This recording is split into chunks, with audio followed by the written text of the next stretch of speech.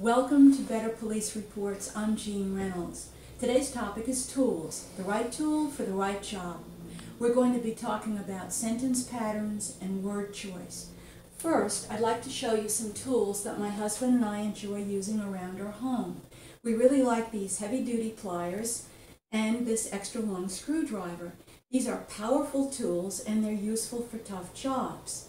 Sometimes, though, we choose to use smaller tools. It's a job that requires a tighter space and more finesse. And so we enjoy using these pliers and this small screwdriver. Now, this sounds like common sense, the right tool for the right job. But when people talk about writing, they often forget this principle. And a lot of people think that you always need to use the big tools. So that's our topic today, choosing the right tool. And I find that many English teachers even have trouble with this concept.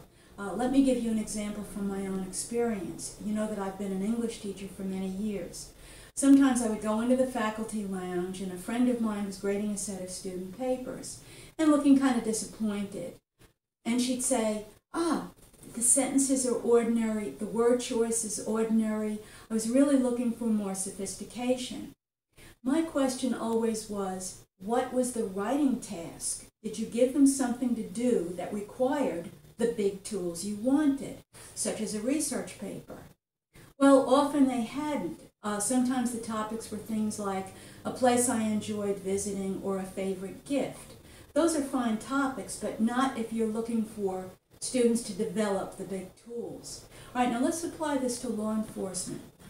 Let's think of an example of when in law enforcement you might want to call upon your big tools. Well, here's one that I thought of. Suppose your city commission gets in touch with your agency and says, we're getting ready to do our budget projections.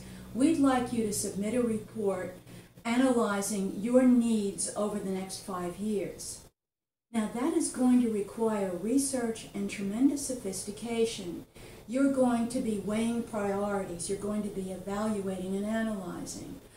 You're going to be talking about demographics, population density, trends in economics and political changes. You're going to be talking about technology advances. All of these things are going to require sophisticated writing. Now let's shift to a task that would require smaller tools, such as taking a report about a bicycle theft. What word are you going to be using in that report? Bicycle. And you're going to be saying, he said, or she told me. You're not going to be doing a demographic analysis of the neighborhood. You're not going to be doing a psychological projection of the possible thief. Just get the facts down. You are going to be using small tools. Now, this sometimes creates problems for officers because they want to impress with their big sentences and their big words, and it creates problems. All right, to get a little better handle on this, I'm going to show you 2 sentences that employ different writing tools. I'd like you to read the sentences, see if you can figure out the differences, and then figure out what you know about the person who wrote them. The first one is from a disciplinary report in a correctional institution. Inmate Rogers threw his math book at the wall. "Don't you tell me what to do," he said. The second sentence comes from a news article about mentally ill offenders. According to a 2006 Department of Justice study, more than half of the prisoners in the United States have a mental health problem, but 2/3 receive no treatment during their incarceration. Now, can you see that the writing tools are different? The words here are ordinary and the sentences are straightforward. Here, we've got a complex sentence. We've got an introductory phrase, we've got a coordinating conjunction, and we have an independent clause in the front and an independent clause in the back. Sophisticated sentence. Plus, we've got the word incarceration. So here we have small tools, here we have large tools. Now, let's apply the same principle to a police report that you might write. I want you to imagine that your agency gets a phone call from someone saying, there's a disturbance next door. Sounds like a fight. People are screaming.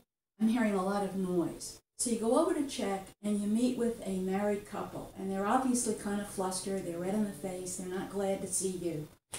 And they say, yeah, we've been having a fight. Kind of got out of hand, but it's a personal matter. All married couples fight. There's no reason for the police to be here. Thanks for stopping by, but you can be on your way. Well, you're not so sure. For one thing, the neighbor heard a lot of noise besides the screaming. For another thing, you notice that the wife has a fresh scratch on her arm. Now, she says the cat did it. But you decide that maybe you're going to walk around a little bit and see if you can find any evidence that the fight really got physical. And you go into the bathroom and open the shower stall door, and there you find a large kitchen knife with some fresh blood on it. All right, I'm going to suggest that this is how you might write about your discovery in your report. I searched the bathroom. Lying in the shower stall was a large kitchen knife. I saw spatters of fresh blood on the knife. This is fine police writing. It's ordinary words, ordinary sentences. It's efficient. It's easy to read. It's easy to understand. It's going to hold up well in court. Now, here comes a problem. I read reports all the time that try to take this and use the big tools that don't fit. Here's the sentence.